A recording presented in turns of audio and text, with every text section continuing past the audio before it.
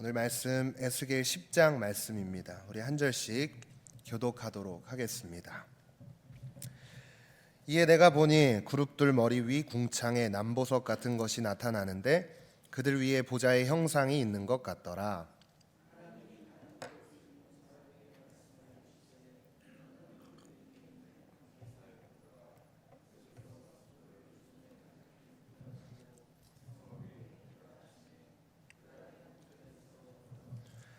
그 사람이 들어갈 때에 그룹들은 성전 오른쪽에서 있고 그룹은 안뜰에 가득하며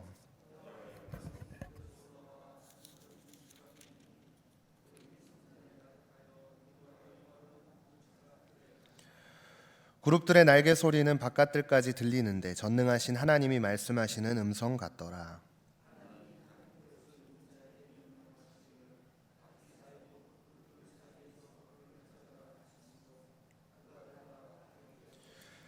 그 그룹이 그룹들 사이에서 손을 내밀어 그 그룹들 사이에 있는 불을 집어가는 베옷을 입은 자의 손에 주매 그가 받아가지고 나가는데 내가 보니 그룹들 곁에 네 바퀴가 있는데 이 그룹 곁에서 한 바퀴가 있고 저 그룹 곁에도 한 바퀴가 있으며 그 바퀴 모양은 황옥 같으며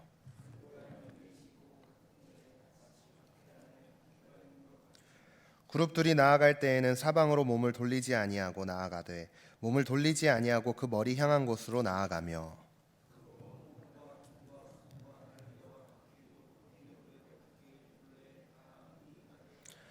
내가 들으니 그 바퀴들을 도는 것이라 부르며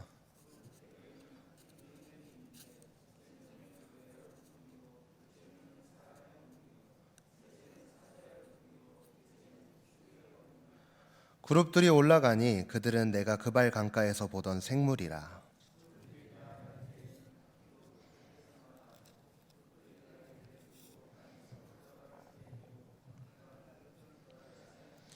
그들이 서면 이들도 서고 그들이 올라가면 이들도 함께 올라가니 이는 생물의 영이 바퀴 가운데에 있음이더라.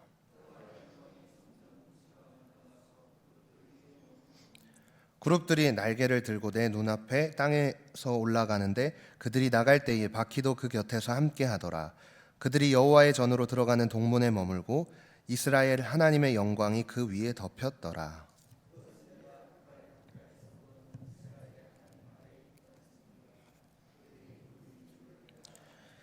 각기 내 얼굴과 내 날개가 있으며 날개 밑에는 사람의 손 형상이 있으니 그 얼굴의 형상은 내가 그발 강가에서 보던 얼굴이며 그 모양과 그 몸도 그러하며 각기 곧게 앞으로 가더라. 아멘.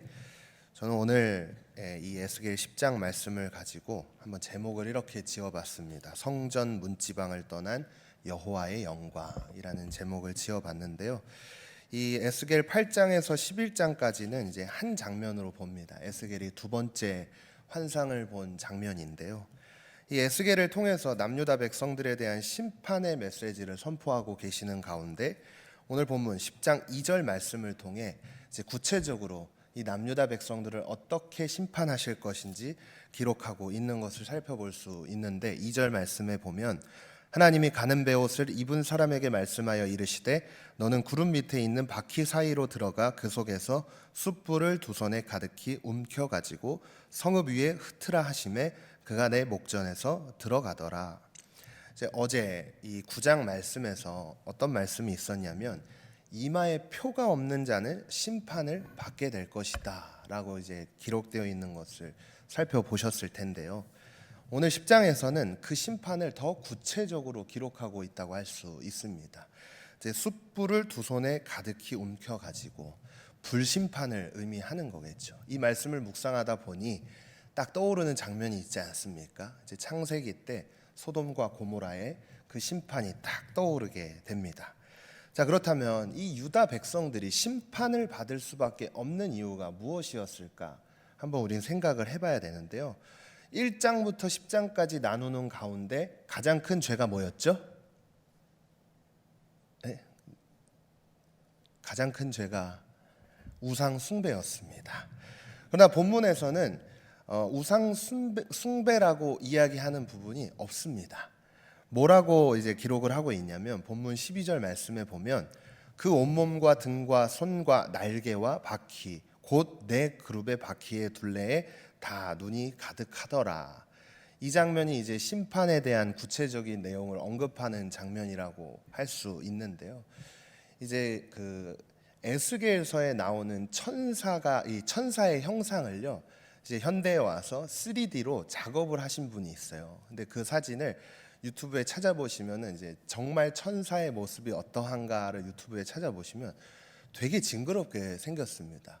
왜냐하면 이 에스겔 10장 12절이 천사의 모습을 이제 보여주는 건데요. 다시 한번 말씀을 보면 그 온몸과 등과 손과 날개와 바퀴 곧 내 그룹의 바퀴의 둘레에 다 눈이 가득하더라. 제가 이제 사진을 갖고 올까 하다가 이게 너무 길어질 것 같아서 안 가져왔는데 눈이 정말 많습니다. 근데 이 천사의 모습을 표현한 이 장면에서 눈이 많다는 걸 봤을 때 왜 심판을 받을 수밖에 없냐에 제가 답을 할 수 있었냐면요, 여기서 하나의 교훈을 얻었기 때문입니다. 이제 에스겔 1장에서 에스겔이 그발 강가에서 봤던 환상과 유사한 환상인데, 하나님의 천사는 눈이 가득하다라고 있는 것을 통해서 우리는 뭘 알아야 되냐면, 하나님은 그만큼 우리들을 살펴보신다라는 거예요. 그만큼 우리들의 모든 것을 다 감찰하신다라는 것입니다. 그래서 12절 말씀을 통해 남유다 백성들은 모든 것을 살펴보시는 하나님의 시선에서 이탈되었기 때문에 그들이 심판을 받을 수밖에 없다라는 것이죠. 우상 숭배가 뭘 의미하겠습니까?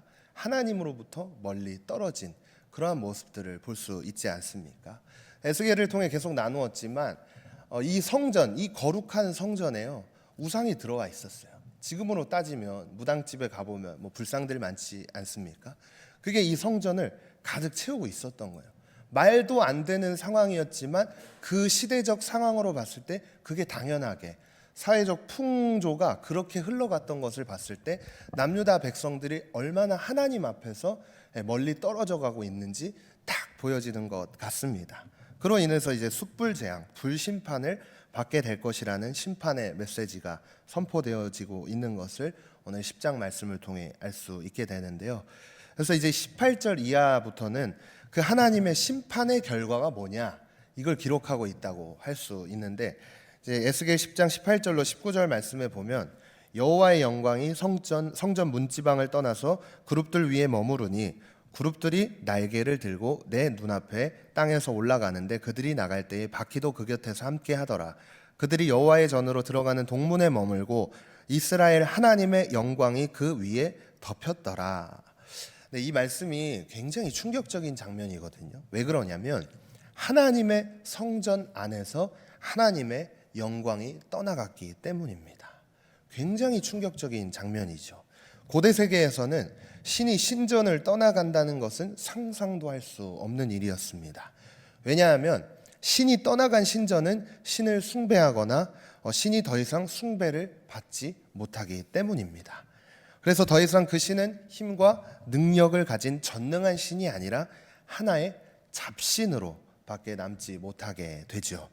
그렇게 오늘 본문에서 기록한 것과 같이 성전에서 하나님의 영광이 떠났다라는 것은 불심판을 뛰어넘는 심판이 지금 이 남유다 백성들 가운데 있다라는 것이죠. 아주 최악의, 그것도 가장 비참한 심판을 받게 되었다고 우리는 이야기할 수 있습니다. 자, 그런데 당시에 남유다 백성들이 얼마나 하나님의 시선으로부터 멀어지고 있었는지 우리는 성경의 역사를 통해 찾아볼 수 있게 됩니다. 바로 동일한 시대에요, 동시다발적으로 남유다 백성들을 향해 진노의 메시지를 에스겔만이 선포한 게 아니라 다른 누군가도 다른 지역에서 동일하게 선포해 있는 것을 우리는 이 성경의 역사를 통해 찾아볼 수 있는데요. 대표적인 선지자 한 분이 우리가 지금 이 에스겔을 나누기 이전까지 나눴던 예레미야 선지자였어요.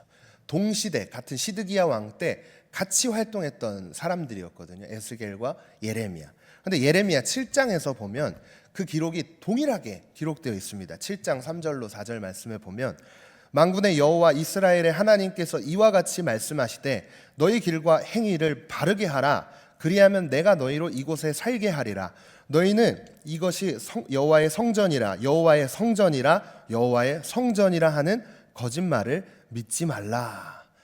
이 말씀에서요, 이게 되게 충격적인 이야기거든요. 여호와의 성전이라가 3번 나온 이유가 뭐냐면, 너희들이 여호와의 성전 안에 거하고 있더라도 안심하지 말아라. 그만큼 너희가 타락했다라고 기록하고 있는 거예요. 이 성전에서 너희가 있지만 이 성전이 무너지고 성전 안에 하나님의 영광이 떠나갈 수 있음을 기억해라. 예레미야를 통해 이야기하고 있는 것이죠. 그만큼 남유다 백성들이요, 성전 안에서조차 거룩함을 회복하지 못한 모습들을 보고요, 하나님의 시선이 머무는 곳과는 매우 다른 길로 걸어가고 있는 것을 알 수 있습니다. 그로 인해 이제 성전은 하나님의 통치가 그리고 임재가 없는 공간으로 성경은 표현을 하게 되는데요. 오늘 이제 본문 말씀에서 10장 말씀을 쭉 보면 이제 18절과 19절 말씀에 성전이라는 단어가 2번 나옵니다. 처음에는 그냥 성전이라고 기록하고 있고 19절 말씀에서는 여호와의 전이라고 이제 기록을 하고 있는데요. 보통 이 두 개를 딱 보면 그냥 성전, 거룩할 성자를 썼으니까 이 공간은 거룩한 공간, 그러니까 당연히 하나님의 성전이다라고 해석을 할 수 있잖아요. 이 개역 개정에서는 아무런 차이가 없는 것 같지만 히브리 원어 성경을 찾아보면 다릅니다. 하나님의 영광이 떠난 성전을 기록하는 그 히브리 성경 그 원어와 하나님이 거하시는 그 여호와의 전을 기록한 그 히브리 원어가 다른데요. 앞에서 이제 18절에서 영광이 떠나간 성전을 뭐라고 기록하냐면 그냥 바이트라고 기록을 하고 있는데, 이 바이트라는 건 더 하우스, 그 집이에요. 빈 껍데기입니다. 아무것도 없는 거예요. 그런데 하나님의 전을 표현할 때는 뭐라고 표현을 하냐면 바이트 아도나이, 하나님의 집이다. 하나님이 계신 집이다. 그래서 이 원어적으로 봤을 때에도 하나님의 영광이 떠나가면 그 빈 껍데기밖에 없는 그냥 집밖에 안 됩니다. 그저 집에 불과하다는 것을 알 수 있습니다. 그래서 이제 결과적으로 8장에서 11장까지 이제 한 단락이라고 했잖아요. 11장에서 하나님의 영광이 성전을 떠나가게 됩니다. 자, 그렇다면 이제 이 말씀을 묵상하면서 제일 중요한 게요, 저는 이 설교를 많이 공부하고 이 담임 목사님의 이 어떤 티칭을 받을 때 제일 중요한 게 뭐냐? 적용이에요. 이제 이 말씀이 내 삶과 무슨 상관이 있나? 그렇지 않습니까? 제가 이 말씀을 쭉 묵상하면서 하나님이 이 말씀을 통해 지금 우리들에게 주고자 하시는 말씀이 뭘까를 깊이 묵상을 해봤습니다. 제가 2가지의 교훈을 찾았는데, 먼저 첫 번째는요, 하나님의 시선을 의식하며 삶을 살아야 한다는 것입니다. 앞서 나누었지만 하나님은 우리들의 삶을 감찰하시고 모든 것을 살펴보시는 하나님이십니다. 그러나 우리 사람들은요, 항상 하나님의 시선이 머무는 곳보다 내 시선이 보기 좋은 것을 바라보죠. 그리고 지금 내가 당장 누릴 수 있는 어떤 것들을 바라보고 있습니다. 그래서 하나님의 시선은 다른 곳을 향해 있지만 지금 내 눈이 보기에 좋은 것을 따라 삶을 선택하게 되지 않습니까? 그것만큼 어리석은 일이 없다고 이 남유다 백성들을 통해 반면교사를 삼으라는, 어쩌면 이 시대를 향한 메시지가 될 수 있게 됩니다. 특별히요, 그렇다면 도대체 하나님의 시선이 머무는 곳이 어딜까요? 이 예레미야 7장 말씀을 통해 저는 그 자리가 어딘지 한번 찾아봤습니다. 그 자리는요, 삶의 밑바닥입니다.